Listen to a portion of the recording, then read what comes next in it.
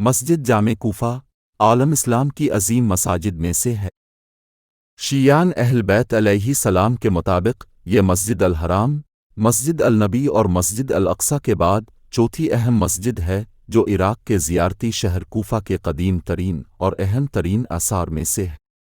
بعض روایات کے مطابق سب سے پہلے حضرت آدم علیہ السلام نے مسجد کوفہ کی بنیاد رکھی اور اس کو وسیقت زمین پر تعمیر کیا، اور حضرت نوح علیہ السلام نے طوفان کے بعد اس کی تعمیر نو کا اہتمام کیا۔ سنہ 17 ہجری قمری میں مسلمانوں نے کوفہ کا رخ کیا تو سعد بن ابی وقاص نے دیر العمارہ کی تعمیر کے ساتھ ساتھ سلمان فارسی کی تجویز پر اس مسجد کی تعمیر کا دوبارہ اہتمام کیا۔ انسانی تاریخ کے آغاز سے متعدد انبیاء الہی، پیغمبر اسلام، امیر المومنین علیہ السلام، امام حسن علیہ السلام اور امام حسین علیہ السلام اور بعض دوسرے ائمہ علیہ اس مسجد میں حاضر ہوئے ہیں۔ سنہ 36 ہجری میں امام علی علیہ السلام یہاں آئے تو اس مسجد کی اہمیت اور اس کی طرف توجہ میں زبردست اضافہ ہوا۔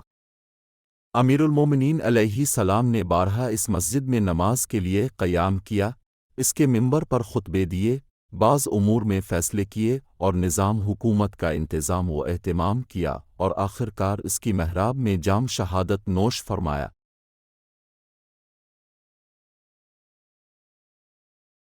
مسجد کوفہ کے قریب میسم تمار کا مقبرہ، امیر المومنین علیہ السلام کا گھر، مسلم بن عقیل، ہانی بن عروہ و مختار سقفی کے مراقد اور کوفہ کا دارمارہ واقع ہے۔ اس مسجد میں متعدد مقامات ہیں اور ان میں سے بہت سے مقامات پر مسجد کے معنوی اور روحانی اعمال انجام پاتے ہیں۔ اس مسجد کی اہمیت اس قدر زیادہ ہے کہ مسافرین مسجد الحرام، مسجد النبی اور حرم امام حسین علیہ السلام کے ساتھ ساتھ اس میں بھی نماز پوری یا قصر پڑھ سکتے ہیں۔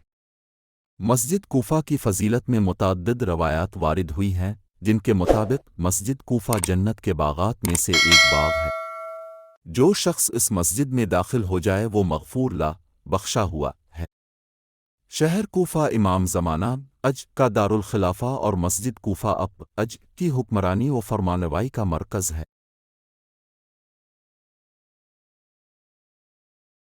کوفہ عراق کے شہروں میں سے ایک ہے جو اس ملک کے جنوب میں نجف اشرف سے 10 کلومیٹر دور شمال مشرق میں واقع ہے۔ یہ شہر دریائے فرات کے کنارے بنایا گیا ہے۔ کوفہ کی آب و ہوا معتدل ہے اور ماضی بعید سے ایک سرسبز و شاداب ہے۔ اس شہر کی آخری بار تعمیر سے صدیوں قبل یہاں مختلف قومیں زندگی بسر کرتی رہی ہیں۔ روایات میں ہے کہ طوفان نوح کا آغاز اسی شہر سے ہوا۔ کوفہ ابتدا میں سورستان کہلاتا تھا۔ سنہ 17 ہجری قمری میں بصرہ کی بنیاد رکھے جانے کے چند ماہ بعد سعد بن ابی وقاص نے حضرت عمر کے حکم پر اس شہر کو آباد کیا تاکہ یہ فتوحات کے زمانے میں جنجاؤ ہے اور عسکری دستوں کا مسکن ہو اور وہ اپنے اہل خانہ کے ہمراہ اس شہر میں قیام کرے۔ کوفہ ابتدا میں مختلف محلوں میں تقسیم ہوا تھا اور ہر محلہ ایک قبیلے کے پاس ہوتا تھا، لیکن یہ شہر زیادہ تر ایک فوجی چھاؤنی سے شباہت رکھتا تھا اور اس کے گھر پال اور چٹائیوں کے بنے ہوئے تھے۔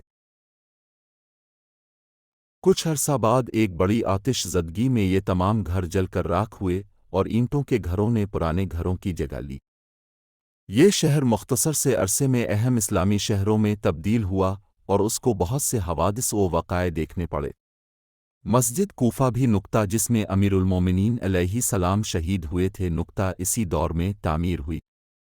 اس مسجد کا رقبہ اس قدر زیادہ تھا کہ اس میں کوفہ میں مقیم تمام جنجاؤہے کی گنجائش تھی۔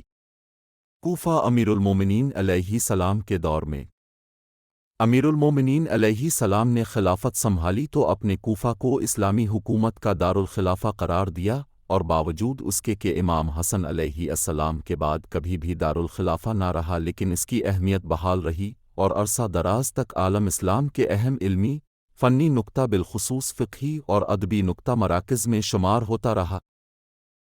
تاہم نجف اشرف کو ترقی، توسیع اور اہمیت ملی تو اس کی رونق میں رفتہ رفتہ کمی آئی۔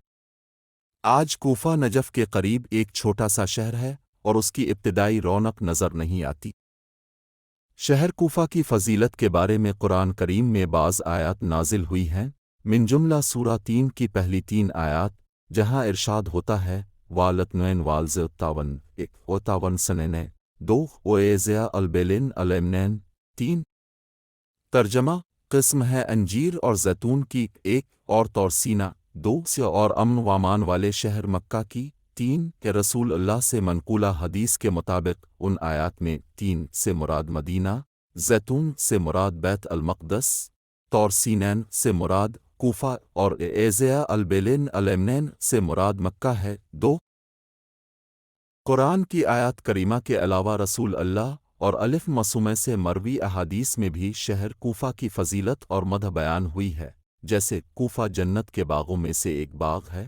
حضرت نو سمیت 370 انبیاء اور سید الاوساق امام سمیت 600 اوساق کی قبریں اس شہر میں واقع ہیں۔ مسجد کوفہ کی تاسیس حدیث کے مطابق نقطہ حضرت آدم نے کی ہے اور بعد ازاں حضرت نو نے طوفان کے بعد اس کی تعمیر نو کی۔ سنہ 17 ہجری قمری میں لشکر اسلام مدائن میں موجود تھا۔ مدائن کی آب و ہوا حجاز سے آئے ہوئے فوجیوں کے لیے تکلیف دہ تھی، یہاں تک کہ ان کے جسم ضعیف و لاغر ہو چکے تھے۔ حذیفہ بن یمان نے یہ حال دیکھا تو عمر بن خطاب کو خط لکھا اور انہیں صورت حال سے آگاہ کیا۔ خلیفہ نے سعید بن وقاص کے نام اپنے خط میں لکھا سلمان فارسی اور حذیفہ کو روانہ کرو تاکہ وہ مناسب سرزمین کا سراغ لگائیں۔ خط وصول ہونے کے بعد سلمان اور حذیفہ روانہ ہو گئے۔ سلمان دریائے فرات کے مغربی ساحل پر اور حذیفہ مشرقی ساحل پر، اور انہیں کوئی بھی سرزمین پسند نہ آئی حتیٰ کہ دونوں سرزمین کوفہ پہنچے۔ دونوں نے اس سرزمین کو لشکر کے قیام کے لیے مناسب پایا۔ دونوں نے 2 رکعت نماز پڑھی اور اللہ سے التجا کی کہ اس سرزمین کو سکون اور استقامت کا مقام قرار دے۔ جب سعد بن ابی وقاص مسلمانوں کے لشکر کے ہمراہ کوفہ پہنچے تو حکم دیا کہ ہر عمارت کی تعمیر سے قبل مسجد بنائیں۔ ابو حجاک اسدی ایک مقام پر کھڑا ہوا اور ہر سمت ایک تیر پھینکا اور یوں مسجد کوفہ کی حدود کا تعین ہوا۔ مسجد کوفہ میں بزرگوں کی حاضری۔ تاریخ کے مختلف مراحل میں متعدد انبیاء الہی، پیغمبر اسلام، امیر المومنین علیہ السلام، امام حسن علیہ السلام اور امام حسین سلام اور بعض دوسرے ائمہ علیہ السلام اس مسجد میں حاضر ہوئے، اور سنہ 36 ہجری میں امام علی علیہ السلام یہاں آئے تو اس مسجد کی اہمیت اور اس کی طرف توجہ میں زبردست اضافہ ہوا۔ امرالمومنین نے بارہا اس مسجد میں نماز کے لیے قیام کیا ہے اور اس کے منبر پر خطبے دیے اور بعض امور میں فیصلے کیے اور نظام حکومت کا انتظام و اہتمام کیا ہے، اور آخر کار اس کی محراب میں جام شہادت نوش کر گئے ہیں۔ مسجد کوفہ میں تعلیم و تربیت۔ مسجد کوفہ اپنی تاسیس یا تجدید سے ہی شہر کا ایک علمی و ثقافتی مرکز سمجھی جاتی تھی۔ سنہ 36 ہجری قمری میں امام علی علیہ السلام کوفہ آئے تو سب سے پہلے مسجد میں حاضر ہوئے اور وہاں لوگوں سے خطاب کیا۔ امام کوفہ میں مقیم ہونے کے بعد مسجد کوفہ میں تفسیر قرآن اور دیگر علوم کی تدریس کیا کرتے تھے۔ عبداللہ بن عباس اور کمیل بن زیاد جیسے بہت سے شاگردوں نے اب سے فیض حاصل کیا۔ لوگوں کے علم اور اقوال کے مطابق مسجد کوفہ میں بعض مقامات معلوم اور مشہور ہیں جو حسب ذیل ہیں۔ راہب امیر المومنین۔ یہ مسجد کوفہ کے اگلے حصے میں ایک مقام کا نام ہے جہاں ایک چبوترا ہے، جہاں امرالمومنین نماز سے قبل دیگر اوقات میں بیٹھتے تھے اور لوگوں کے سوالات کا جواب دیتے تھے۔ بعض احادیث اس موضوع کی طرف اشارہ کرتی ہیں۔ ڈک القضا۔ یہ وہ مقام ہے مولا علی بیٹھ کر فیصلے سناتے تھے۔ بیت التشت۔ یہ وہ مقام ہے جہاں مولا علی کا ایک معجزہ رونما ہوا ہے۔ مقام حضرت ادم۔ مسجد کوفہ کا 7واں ستون مقام حضرت ادم کے نام سے مشہور ہے۔ یہ وہ مقام ہے جہاں خداوند متعال نے حضرت ادم کی توبہ قبول فرمائی ہے۔ نیز امرالمومنین اس ستون کے قریب نماز پڑھتے تھے، چنانچہ مقام امیر المومنین کے نام سے بھی معروف ہے۔ مقام حضرت ابراہیم۔ مسجد کا چوتھا ستون نقطہ جو باب انمات کے قریب واقع ہے، نقطہ وہ مقام ہے جہاں حضرت ابراہیم نے نماز پڑھی۔ مقام جبرائیل پانچواں ستون حضرت جبرائیل سے منسوب ہے۔ شب معراج جب رسول اللہ مسجد الحرام سے مسجد الاقصیٰ کی طرف جا رہے تھے، جب سرزمین کوفہ میں پہنچے تو جبرائیل نے عرض کیا کہ اے رسول خدا، اب آپ مسجد کوفہ کے سامنے ہے۔ رسول اللہ نے خداوند متعال کی اجازت سے وہاں 2 رکعت نماز پڑھی۔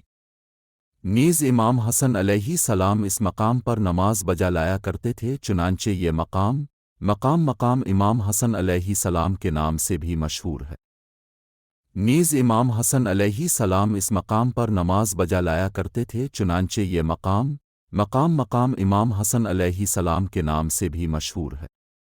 مقام حضرت امام زین العابدین علیہ السلام تیسرا ستون وہ مقام ہے جہاں امام سجاد علیہ السلام نے نماز پڑھی ہے۔ ابو حمزہ سملی کہتے ہیں، میں نے دیکھا کہ علی بن الحسین علیہ السلام مسجد کوفہ میں داخل ہوئے اور 2 رکعت نماز بجا لانے کے بعد سر دعا کے لیے اٹھایا، تھوڑی دیر کے بعد مدینہ کی طرف روانہ ہوئے۔ اب سے پوچھا گیا، آپ یہاں کس لیے آئے جہاں آپ کے والد اور دادا کو قتل کیا گیا؟ تو اب نے فرمایا، میں نے اپنے والد کی زیارت کی اور اس مسجد میں نماز پڑھی۔ مقام حضرت خضر کشتی نوح علیہ السلام کے خشکی پر اترنے کا مقام جو مسجد کوفہ کے صحن کے وسط میں واقع ہے، جہاں پر ایک بڑا تالاب بنایا گیا ہے جہاں پر نماز کے لیے وضو کیا جاتا ہے، اور اس کے ساتھ پانی کی سبیل بھی بنا گیا ہے جہاں تمام زائرین پانی پیتے ہیں۔ اگر آپ کو میری یہ ویڈیو پسند آئی ہے تو پلیز اس کو لائک کر دیں اور اپنے دوستوں میں بھی شیئر کر دیں۔